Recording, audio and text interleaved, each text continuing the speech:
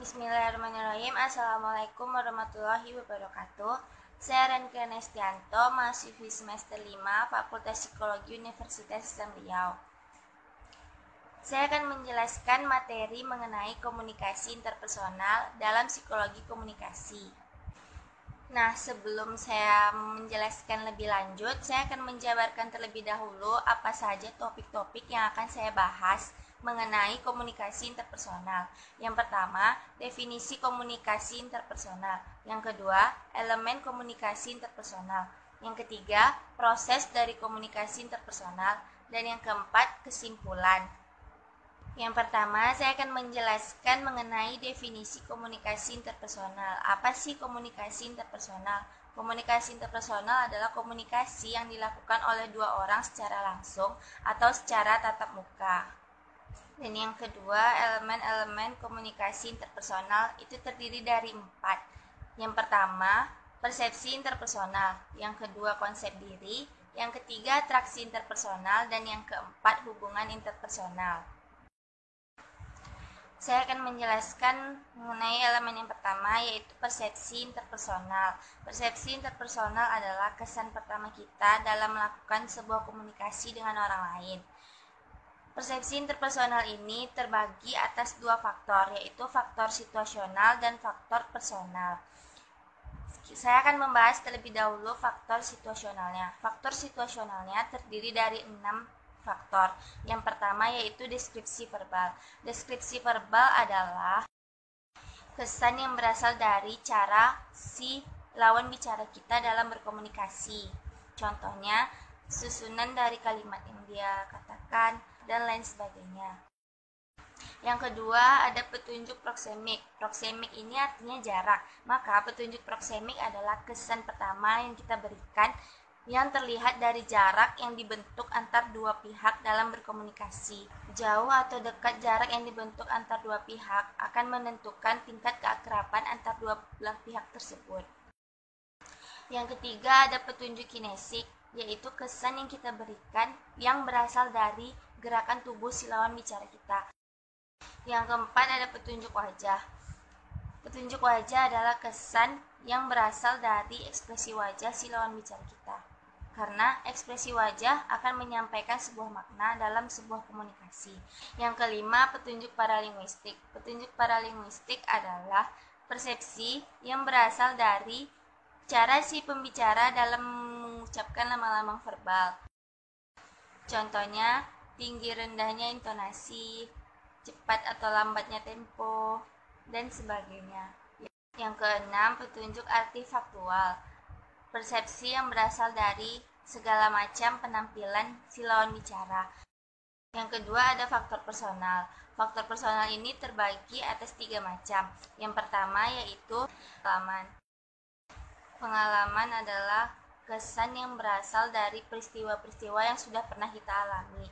Contohnya, ibu kita akan lebih mudah memahami kita dibandingkan ayah kita, karena ibu kita lebih banyak mengasuh kita daripada ayah kita. Yang kedua yaitu motivasi, kesan yang dirasakan akibat adanya dorongan untuk berbicara atau mendengarkan orang yang kita inginkan. Yang ketiga yaitu kepribadian.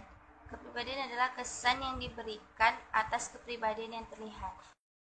Jadi, persepsi interpersonal ini akan mempengaruhi komunikasi. Semakin baik persepsi kita terhadap si lawan bicara kita, maka komunikasi akan semakin baik. Apabila persepsi yang kita berikan ternyata salah, kita harus menyadari segera bahwa persepsi kita itu salah agar tidak terjadi kegagalan komunikasi. Yang kedua, ada konsep diri atau gambaran diri. Konsep diri adalah cara pandang kita secara menyeluruh terhadap diri kita sendiri. Faktor yang mempengaruhi konsep diri yaitu orang lain. Orang lain akan turut serta dalam membentuk konsep diri kita, khususnya orang-orang terdekat kita, seperti keluarga atau teman. Nah, yang ketiga ada atraksi interpersonal. Atraksi interpersonal adalah kesukaan pada orang lain, sikap positif atau daya tarik yang dimiliki oleh seseorang. Nah, atraksi interpersonal ini terbagi atas 2 faktor lagi nih, yaitu faktor personal dan faktor situasional. Yang pertama, faktor personal terdiri atas 4 macam. Yaitu yang pertama, kesamaan karakteristik personal. Kita akan cenderung menyukai orang yang memiliki suatu kesamaan terhadap diri kita. Yang kedua, tekanan emosional. Orang yang sedang mengalami tekanan emosional atau mungkin stres, maka mereka akan cenderung membutuhkan orang lain. Yang ketiga, harga diri yang rendah. Orang yang memiliki harga diri yang rendah cenderung akan memiliki hasrat untuk mendekati orang lain. Yang keempat, isolasi sosial. Orang yang terisolasi dari sosial akan menyukai orang-orang yang hadir kepadanya. Contohnya napi. Napi akan sangat senang apabila ada keluarga atau temannya yang berkunjung untuk melihatnya. Karena menurutnya orang yang berkunjung untuk melihatnya merupakan suatu kebahagiaan dan manusia pada dasarnya menyukai kebahagiaan. Yang kedua, faktor situasional. Faktor situasional ini terdiri atas 5 macam. Yang pertama, ada daya tarik fisik. Orang yang cantik atau ganteng atau manis di mata kita akan cenderung lebih kita sukai untuk diajak berbicara. Yang kedua, ganjaran atau reward. Kita akan cenderung lebih menyukai orang-orang yang memberikan reward kepada kita. Reward ini bisa berupa bantuan, motivasi, atau mungkin pujian-pujian. Yang ketiga, familiarity. Kita akan cenderung lebih menyukai berbicara kepada orang yang lebih kita sering jumpai daripada orang yang asing. Yang keempat, kedekatan. Kedua belah pihak akan saling menyukai apabila mereka saling berdekatan. Yang kelima, ada kemampuan. Kita cenderung akan menyukai orang-orang yang memiliki kemampuan di atas kita atau mungkin memiliki pengalaman yang lebih daripada kita.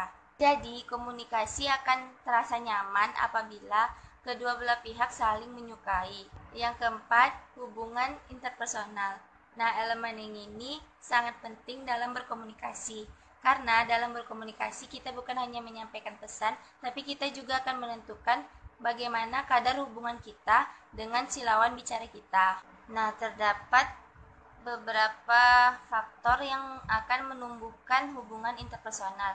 Yang pertama, percaya. Semakin tinggi tingkat kepercayaan seseorang, maka seseorang itu akan semakin bebas dalam menyampaikan informasi. Yang kedua, yaitu sikap suportif. Sikap ini akan terasa apabila kedua belah pihak saling menyelesaikan masalah atau mungkin saling menyatukan tujuan dari komunikasi mereka. Yang ketiga, ada sikap terbuka. Nah, sikap ini akan memperluas komunikasi serta saling memberi dan menerima informasi. Jadi, ketiga faktor ini akan mendorong timbulnya sikap saling pengertian dan saling menghargai, serta akan mengembangkan kualitas hubungan interpersonal. Nah, yang selanjutnya ada proses komunikasi interpersonal.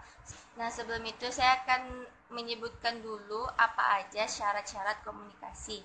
Yang pertama, adanya komunikator atau sender, atau yang biasa kita sebut dengan si pemberi informasi. Yang kedua, adanya si komunikan atau si receiver, atau yang biasa kita sebut dengan si penerima informasi. Yang ketiga, adanya pesan. Yang keempat, adanya transmit atau proses dalam penyampaian pesan. Yang kelima, adanya noise atau hambatan yang mungkin saja terjadi dalam berkomunikasi atau dalam menyampaikan informasi. Nah, proses terjadinya informasi yaitu berawal dari si sender membentuk sebuah pesan atau informasi atau berbagai hal yang ingin disampaikan oleh sender atau form message. Nah, kemudian pesan itu akan disandi dulu oleh si sender sebelum disampaikan kepada receiver. Setelah disandi, si sender ini akan mengirimkan informasi tersebut kepada si receiver, dan di proses inilah yang mungkin saja terjadi hambatan yang bisa saja berupa salah persepsi atau mungkin pesan yang disampaikan tidak berkenan oleh si receiver dan lain sebagainya. Nah, setelah informasi itu sampai kepada receiver, receiver akan memaknai pesan dari si receiver yang kemudian akan diterjemahkan oleh receiver untuk dibentuk feedback, yang kemudian pesan itu disandi lagi oleh si receiver, dan setelah disandi, receiver akan menyampaikan pesan ini kepada si sender kembali. Dan dalam proses itu pula terjadi lagi mungkin beberapa hambatan seperti yang saya jelaskan tadi. Yang kemudian setelah diterima oleh si sender, balasan pesan tersebut akan dimaknai lagi oleh si sender tadi, dan kemudian terjadilah proses komunikasi yang berulang-ulang di sana, saling berbalas untuk mencapai tujuan dari komunikasi tersebut.